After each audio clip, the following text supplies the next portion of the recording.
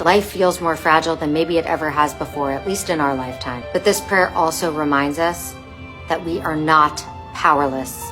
The end of the prayer says, repentance, prayer, and righteousness avert the severe decree. Meaning we have the power to change our fate, to pray with everything we've got. Do you understand? We have the power. I remember last year on October 7th in the bomb shelter, how we didn't know what to do. We felt completely helpless. So we prayed.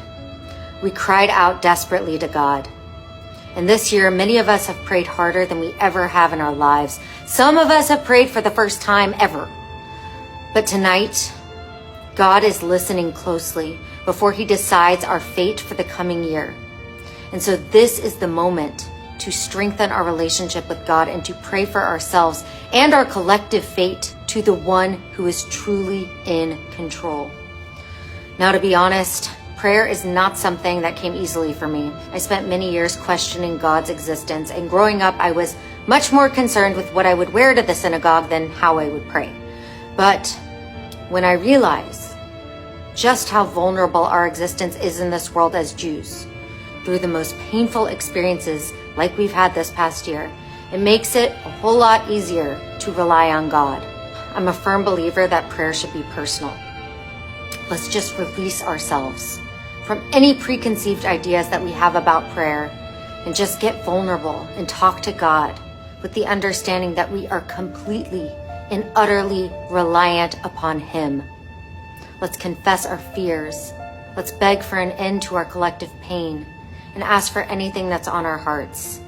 That is the most powerful way to pray. I know this Rosh Hashanah doesn't feel sweet. We're carrying all this pain, this anger, but we also have a chance, an urgent window of opportunity to beg God for safety, for peace, and for the courage to stand tall in a world where we feel increasingly unwelcome.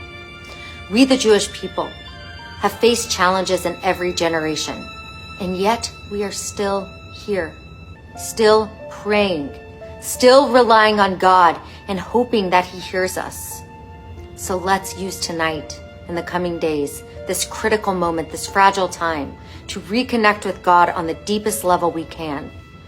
Because no matter what we face in the year ahead, and God only knows what it will be, our faith and our prayers should be stronger than any fear. We have the power to make things better if we can open our hearts and talk to God. Let's show up and be counted for 5785. Shana Tova.